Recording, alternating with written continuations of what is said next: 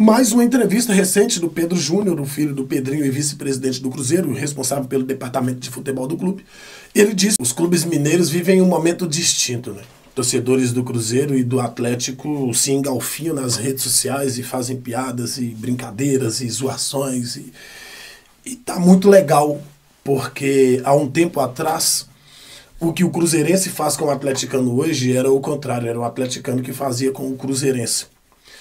Brincando com as suas dívidas, brincando com a sua irresponsabilidade, brincando com a sua má gestão, péssima gestão, não é só uma má gestão, brincando com tudo aquilo que movimenta o futebol, né? Mas é uma brincadeira muito séria. Enquanto de um lado o Atlético tem 4 donos, uma sociedade, uma SAF de sócios, e que não honram com seus compromissos, com as suas responsabilidades, do outro lado, quer dizer, o Atlético não compra jogador e não paga, salário atrasado, direito de imagem e coisas dessa natureza, né?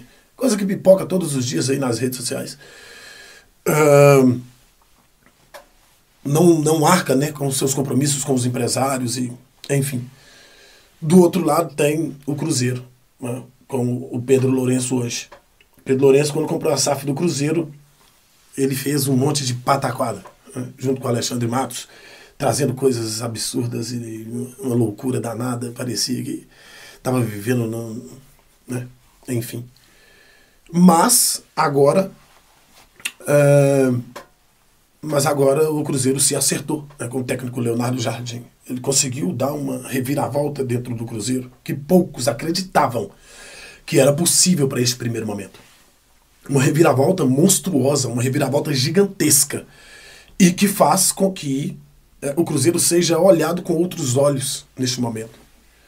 O Pedro Lourenço, ele já demonstrou, né, o seu carinho, empatia e disponibilidade financeira para poder não apenas colocar o Cruzeiro num nível elevado de disputa, como também um nível elevado de gestão institucional.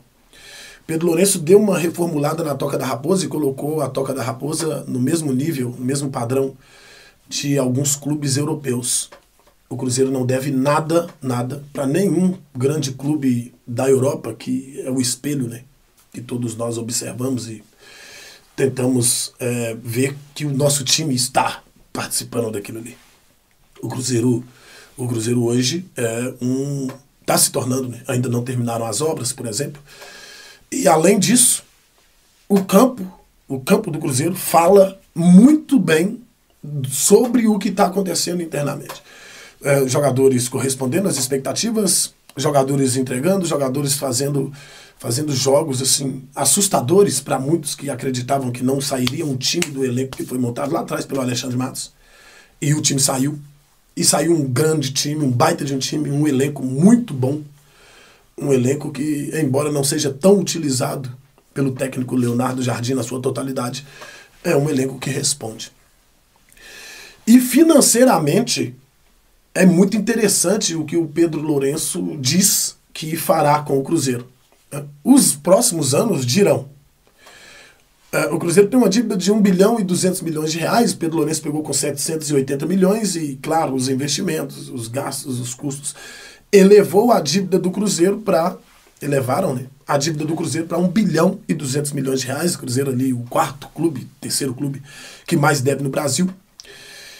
E alguns matemáticos, né, fazendo as suas contas, disseram que o Cruzeiro terá aí pelo menos 15 anos para pagar a sua dívida, ou algo dessa natureza. Mais uma entrevista recente do Pedro Júnior, o filho do Pedrinho e vice-presidente do Cruzeiro, responsável pelo departamento de futebol do clube. Ele disse que a intenção do Cruzeiro é pagar a sua dívida no máximo em 8 anos. Que o Cruzeiro pretende zerar a sua dívida no máximo em 8 anos. Mas como que isso vai ser feito? Bom, primeiro que o Cruzeiro fez o processo de recuperação judicial e conseguiu a aprovação lá atrás, né, ainda na gestão do Ronaldo. E isso facilitou demais. Por quê? Estancou, né? Estagnou, dividiu, parcelou e todo mês religiosamente o Cruzeiro arca ali com valores altíssimos, né? Mas que faz com que, ou fazem com que a dívida do Cruzeiro diminua. Com essa nova metodologia adotada pelo técnico Leonardo Jardim, lógico, em conjunto com a nova diretoria, com a saída de alguns profissionais que mais atrapalhavam do que ajudavam, o Cruzeiro ele vai parar de gastar tanto com jogadores. Porque agora o time acertou e é natural que tenha uma manutenção, porque se o técnico permanecer, o técnico que é o dono do projeto, se ele permanecer, automaticamente ele vai fazer com que o Cruzeiro revele jogadores e venda jogadores, e aí a venda, normalmente você vende ali um grande jogador formado em casa, ou um jovem que teve um investimento ali razoável, você vende ele, como por exemplo Caio Jorge, Jonathan Jesus, Kaique, são jogadores que podem fazer com que o Cruzeiro consiga valores muito elevados, e o retorno, né? Além do técnico, retorno financeiro grandioso.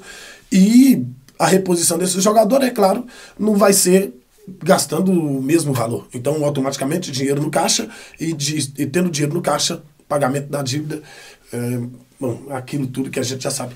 Aí, o Cruzeiro arrecada algo em torno de 350 milhões, 400 milhões ano. A dívida do Cruzeiro, o Cruzeiro pretende pagar a sua dívida até daqui 8 anos, 7 anos, 8 anos. Mas como que isso vai acontecer se o Cruzeiro arrecada tão pouco? Porque é muito pouco. 350, 400 milhões para um clube do tamanho do Cruzeiro é muito pouco a arrecadação. Isso pode melhorar, né? Se o time se manter ali, né?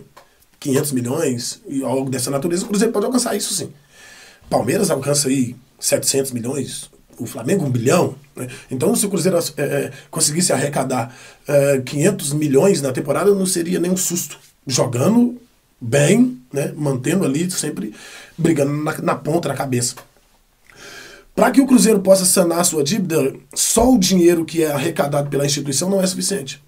Agora, se o Pedro Lourenço fizer o que ele disse que fará, um aporte de 250, 300 milhões todo ano para poder ajudar a quitar na dívida do Cruzeiro, pode acreditar, pode ter certeza que até menos do que este tempo, porque com a venda de jogadores, público e tal, o Cruzeiro pode elevar a sua arrecadação, juntando com esses valores do Pedro Lourenço, e é claro que juntando a arrecadação, valores aportados pelo Pedro Lourenço, é o suficiente para manter o clube, para manter o grupo, para pagar salários, para poder pagar... Não é. O dinheiro, ele não vai só para uma coisa. O Cruzeiro vai contratar jogadores, mas vai vender jogadores. O Cruzeiro tem que pagar suas viagens, tem que pagar... É muita coisa que tem que pagar, né? As suas dívidas e tal. Com os valores do Pedro Lourenço, os valores arrecadados pelo clube, manutenção, pode sobrar aí anualmente algo em torno de 100 milhões para poder pagar dívidas. Eu acredito que sim. E se isso acontecer com esses aportes do Pedro Lourenço, de fato o Cruzeiro daqui a pouco, não demora, e acredito eu que não chega a 7 anos. Acredito que não chega a 7 anos. Se o Cruzeiro se manter num bom nível esportivo, com o aporte do Pedro Lourenço, não chega a 7 anos, não. O Cruzeiro paga a sua dívida bem antes que isso. Principalmente se conseguir vender jogadores aí com valores que o Flamengo e Palmeiras vendem os seus ativos. O Cruzeiro pode zerar a sua dívida num espaço de tempo muito mais curto do que o próprio clube pensa que terminará. Está no caminho certo. Os próximos 2 anos vão nos falar muito a respeito do que nós estamos discutindo aqui. Totalmente oposto um lado e o outro. Do lado de lá a coisa parece que está complicada. Do lado de cá parece que a coisa está caminhando muito bem. Vamos esperar 2 anos, nós precisamos para que tenhamos uma resposta minimamente plausível.